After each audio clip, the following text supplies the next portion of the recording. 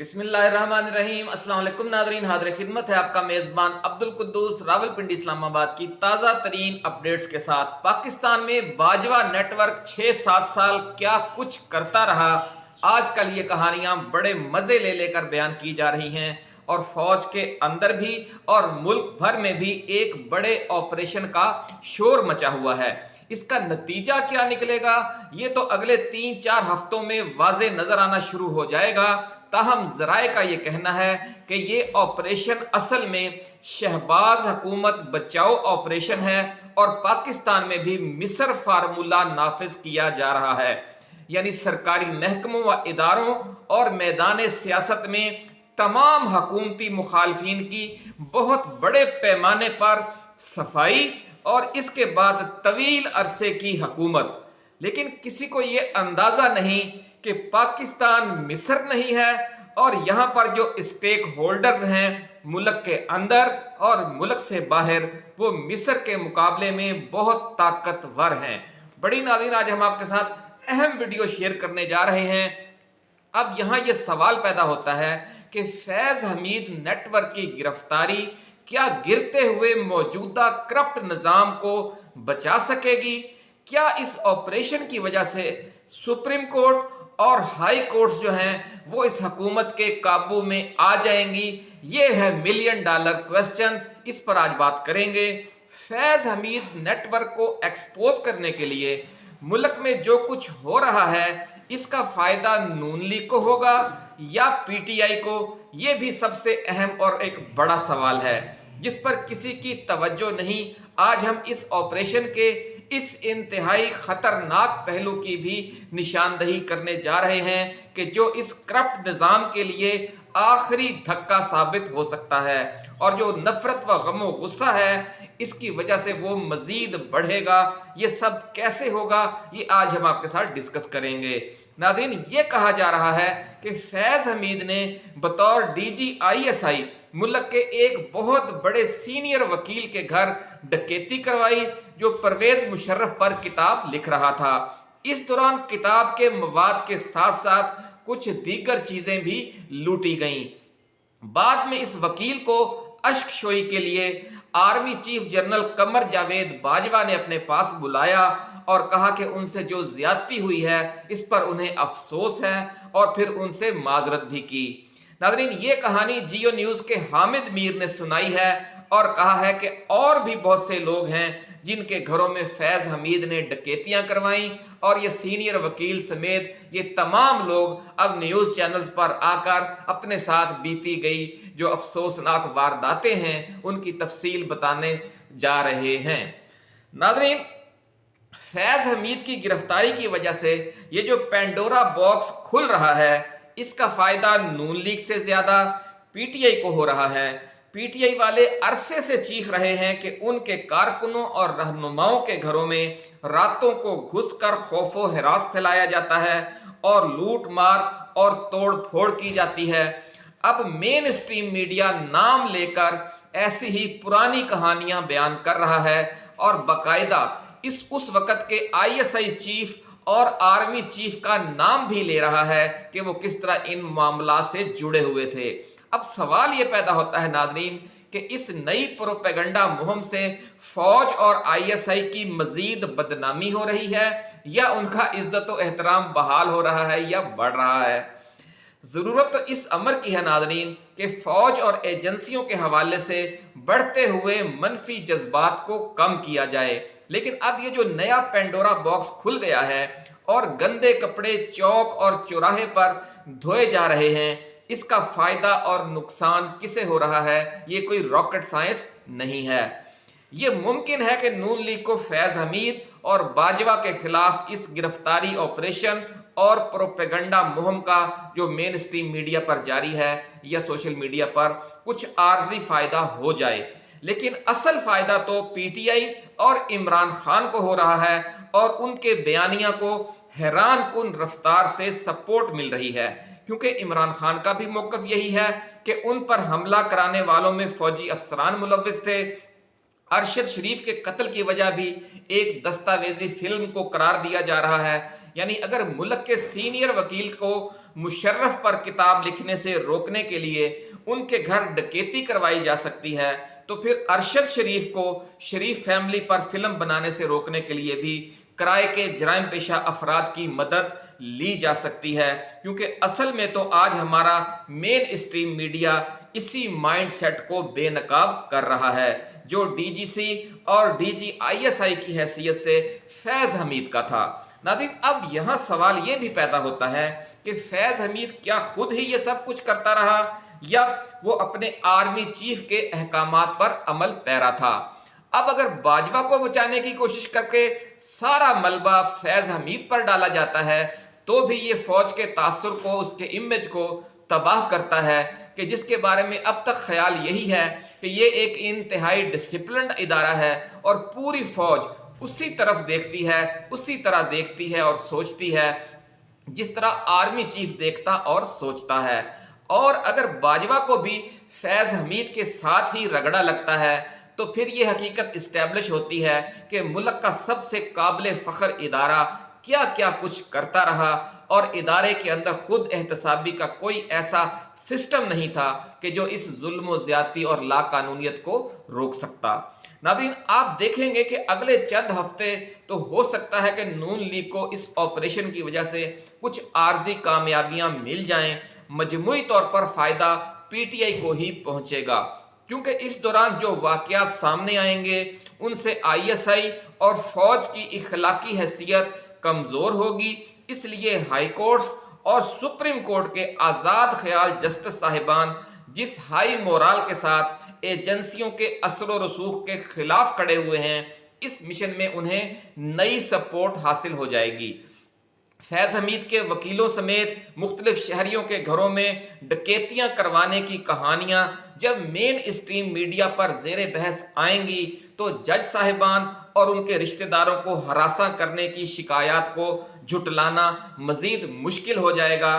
और आप देखेंगे कि अवामी राय मजीद इमरान खान और पीटीआई और सुप्रीम कोर्ट और हाई कोर्ट्स के जज साहिबान के हक में होती जाएगी और लोग कहेंगे कि इसीलिए तो हम ये कह रहे थे कि ये जोर जबरदस्ती वाला सिस्टम खत्म होना चाहिए और मुल्क में रूल ऑफ लॉ और कानून की हुक्मरानी का सिस्टम कायम होना चाहिए। नाज़रीन, ये भी कहा जा रहा है कि फैज हमीद और बाजवा नेटवर्क के खिलाफ ये जो ऑपरेशन लॉन्च किया गया है, मियां नवाज शरीफ ने जिद करके ये अकदाम करवाया है और इस अकदाम से बिलवास्ता तौर पर उन्होंने और उनके हामी इस्टेब्लिशमेंट के ग्रुप ने अपने पांव पर खुद ही कुल्हाड़ी मार ली है। क्योंकि जो ये पेंडोरा बॉक्स खुलता जाएगा, आला अदालतों की इखलाकी पोजीशन मजीद ताकतवर होती जाएगी। मखसूस नशिस्तों का तफसीली फैसला हो या फार्म 45 और 47 के हवाले से कौमी असम्बली के 70-80 और सूबाई असम्बलियों के 100 के करीब हलकों के हवाले से इलेक्शन ट्रिब्यूनल्स के फैसले आने का मामला, असल जंग तो अब आला अदालतों में लड़ी जाने वाली है। ये कोई गली मोहल्ले में होने वाली जंग नहीं है, ये कानून और आइन की जंग है जो सुप्रीम कोर्ट, हाई कोर्ट्स और इलेक्शन ट्रिब्यूनल्स में होने वाली है आखिरी मार्के की सूरत में। और इसमें ये जो मौजूदा पेंडोरा बॉक्स खुलेगा, इसमें किसकी पोजीशन मजबूत हो रही है? इसमें तो फिर पीटीआई और जज साहिबान की पोजीशन मजबूत हो रही है। तो आप देखेंगे कि अचानक ये महसूस होगा कि ये सारा कुछ करके नून लीग वालों ने अपना ही बेड़ा गर्क कर लिया है। एक चांस ये भी है नादरीन कि फैज बाजवा नेटवर्क की लिपेट में जस्टिस साकिब नसार और कुछ दूसरे जज साहिबान को भी लेने की कोशिश की जाए, ताकि अदलिया पर जो मौजूदा आज़ाद ख्याल जज साहिबान हैं उन पर दबाव कुछ बढ़ाया जाए। लेकिन इसका भी कोई बराह रास्त फायदा नून लीग को पहुंचने वाला नहीं है, क्योंकि सुप्रीम कोर्ट और हाई कोर्ट्स के जो जज साहिबान इस वक्त हक व इंसाफ का अलम बुलंद किए हुए हैं, उनको इस आड़ में रोकना मुमकिन इसलिए नहीं होगा कि वो बराह रास्त तो इस जद में नहीं लाए जा सकते फैज हमीद नेटवर्क की जद में। अब नाज़रीन, बात ये करते हैं कि आखिरी चांस अब फिर क्या है? आखिरी चांस फिर वही मिस्र मॉडल ही है कि एमरजेंसी लगाकर अदलिया समेत तमाम इदारों में हुकूमत मुखालफिन की बड़े पैमाने पर सफाई की जाए और फिर पीटीआई को अखवानुल मुस्लिमून की तरह रगड़ दिया जाए और इमरान खान को मोहम्मद मुर्सी की तरह ताहयात जेल में रखा जाए। اب پھر کچھ ذکر ہو جائے، اگر بات اس حد تک پہنچ ہی گئی ہے تو پھر اب کچھ ذکر ہو جائے محمد مرسی کا اور مصر ماڈل کا اور اخوان المسلمون کا۔ ناظرین، مصر میں اخوان المسلمون اور اسلامی انتہا پسندوں کا کلا کما کرنا مقصد تھا، جس طرح ہمارے زمانے میں ہمارے ملک میں ایک زمانے میں جماعت اسلامی، جے you I Fe, J you آئی سین اور جے یو پی نے مل کر ایم ایم اے بنائی تھی اور افغانستان پر امریکی حملے کے عوامی رد عمل کو کیش کروا کر اپنی سیاسی پوزیشن مستحکم کر لی تھی اور پھر خیبر پختونخوا میں حکومت بھی بنا لی تھی۔ لیکن یہ تو آپ اخوان المسلمون کا ایم ایم اے سے تو موازنہ کر سکتے ہیں، لیکن اس کا پی ٹی آئی سے موازنہ نہیں کیا جا سکتا۔ یہاں کیا فرق ہے؟ یہاں پاکستان میں عمران خان کی جو حمایت ہے وہ اخوان المسلمون یا ایم ایم اے جیسی کسی جذباتی لہر کا نتیجہ نہیں ہے۔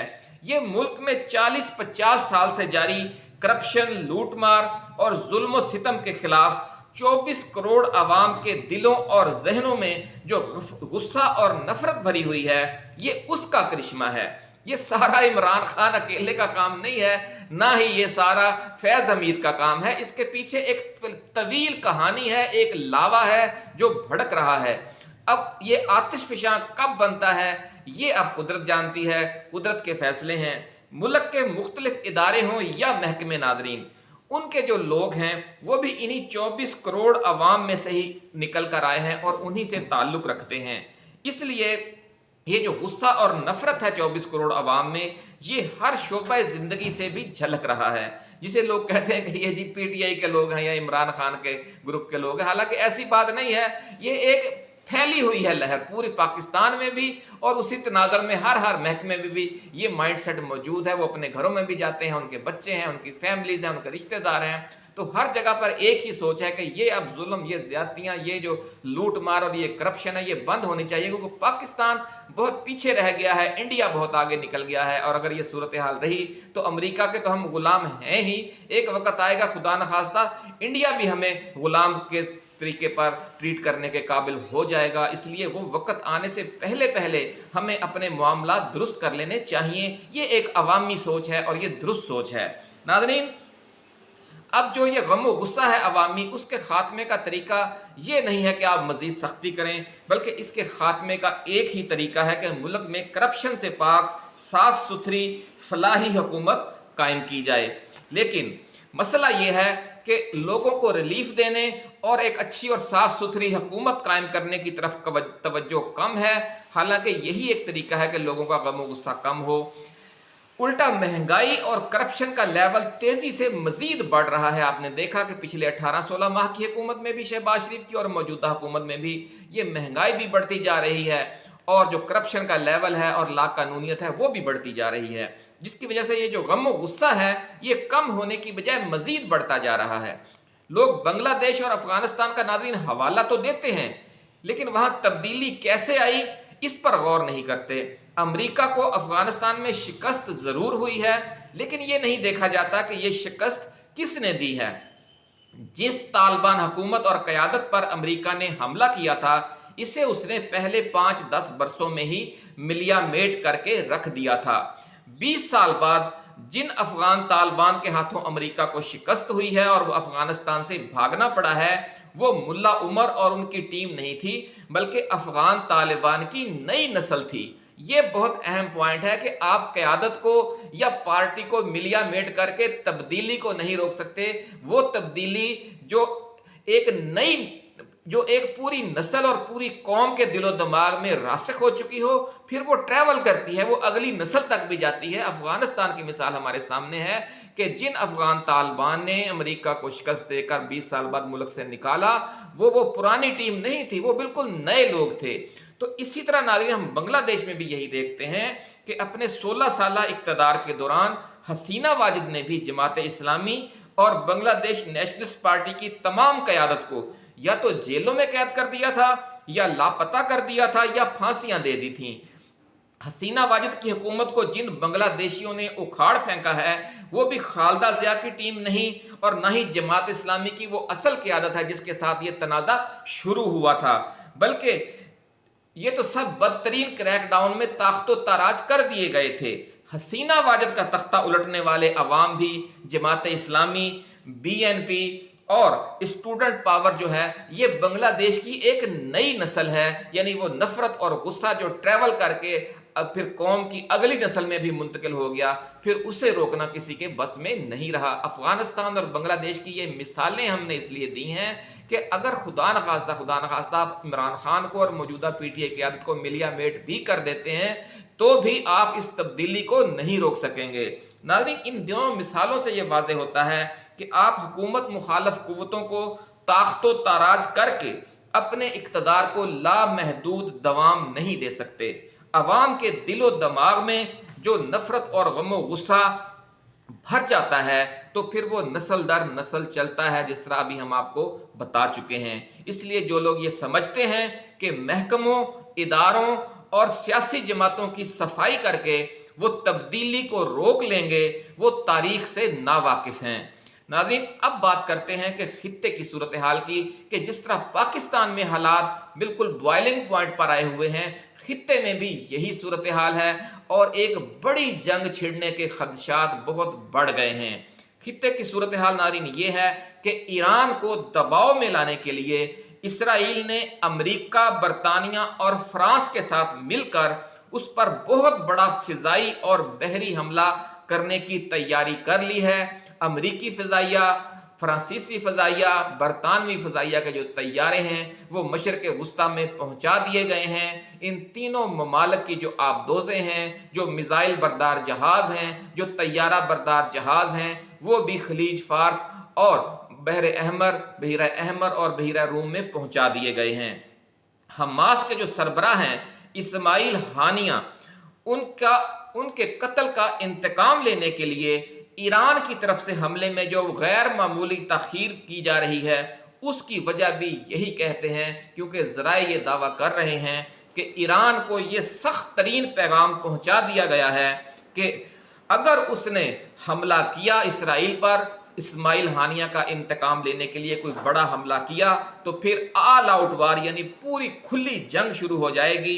इसलिए अब ईरान की जो क़यादत है वो इस बात पर गौर कर रही है कि वो इसराइल पर मिसाइल हमला करके इंतकाम न ले, बल्कि इसराइल और फ़लस्तीन में अपने एजेंट दाखिल करके आला इसराइली शख्सियात को निशाना बनाकर जवाबी यानी इकदाम करे, इस्माइल हानिया के कत्ल का बदला ले, इस तरीके से ले ताकि ईरान पर बड़े हमले का उन्हें जवाज़ न मिल सके, अमेरिका, बरतानिया, फ्रांस और इसराइल को। तो इससे आप नाज़रीन अंदाज़ा लगा लें कि दुनिया के मामलात किस तरफ जा रहे हैं, और अगर खित्ते में बड़ी जंग भड़क गई तो फिर पाकिस्तान को कितने मसाइल का सामना हो सकता है, इस तरफ किसी की तवज्जो नहीं है और हम अपनी दाखिली चक्कलश और लड़ाइयों में ही उलझे हुए हैं। नाज़रीन, ईरान की तरफ से हमले में हिचकिचाहट पर हमास, हिजबुल्ला और हौसी मलेशिया में भी अब शदीद रद्द-ए-अमल पैदा हो रहा है, ऐसा कहना है ज़राए का। और जो मगरबी मीडिया है और जो मशरिक़ वुस्ता का मीडिया है वो भी इस हवाले से खबरें दे रहा है। उनका कहना है कि ईरानी क़यादत के हुक्म पर उन्होंने तो अपना सब कुछ दाव पर लगा दिया। जिस तरह हम देखते हैं कि हमास है, हिजबुल्ला है, हौसी मलेशिया है, उन्होंने अपने नुकसान की परवाह नहीं की। जो इस पूरा जो एक्सेस ऑफ रेजिस्टेंस है इसका जो इज्तिमाई फैसला होता था, जब फैसला हो जाता था तो वो इसराइल पर हमला कर देते थे। लेकिन अब जब ईरान को खुद बड़े हमले की धमकी मिल गई है तो वो पसपाई इख्तियार कर रहा है। इसलिए सूरत हाल इंतहाई गंभीर हो चुकी है। अगर इसराइल ईरान पर हमला करता है तो फिर जो 4 ममालिक का हमने नाम लिया उनकी तरफ से जो बड़ा हमला किया जाएगा ईरान पर, उसकी वजह से ईरान को अपना शदीद नुकसान पहुंचने का डर है कि उसका एटमी प्रोग्राम भी और उसकी जो दीगर सरकारी तनसीबात हैं वो सब कुछ जो बड़ा उसने मेहनत करके बनाया है वो मिलिया मेट हो सकता है।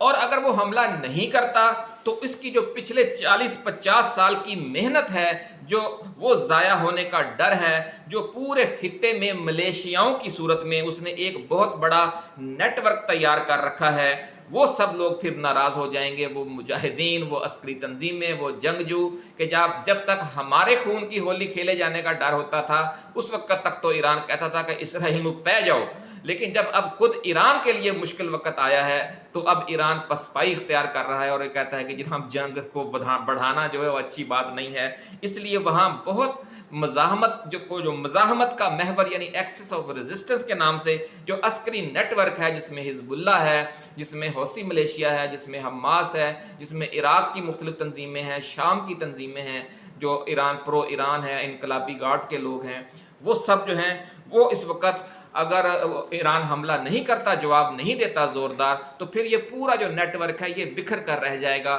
اس لیے آپ دیکھیں کہ جب بندہ کسی صورتحال میں پھنس جاتا ہے تو وہ ایک طرف جاتا ہے تو اس کے اپنے نقصانات ہیں، دوسری طرف جاتا ہے تو اس کے اپنے نقصانات ہیں۔ ویسا ہی کام ہمارے ہاں ہو چکا کہ فیض حمید نیٹ ورک کا معاملہ چھیڑ تو بیٹھے ہیں، اب ایک طرف جاتے ہیں تو بھی ایک اور قسم کا نقصان ہے، دوسری طرف بڑھتے ہیں تو ایک اور قسم کا نقصان ہے۔ خاص طور پر اب باجوے کا ایشو بنا ہوا، اس پر ایک اگلی ویڈیو میں بتائیں گے کہ اگر باجوے کو بچاتے ہیں تو کیا مصیبت ہے، اگر نہیں بچاتے تو کیا مصیبت ہے۔ اپنا خیال رکھیے گا، اللہ حافظ۔ پاکستان زندہ باد۔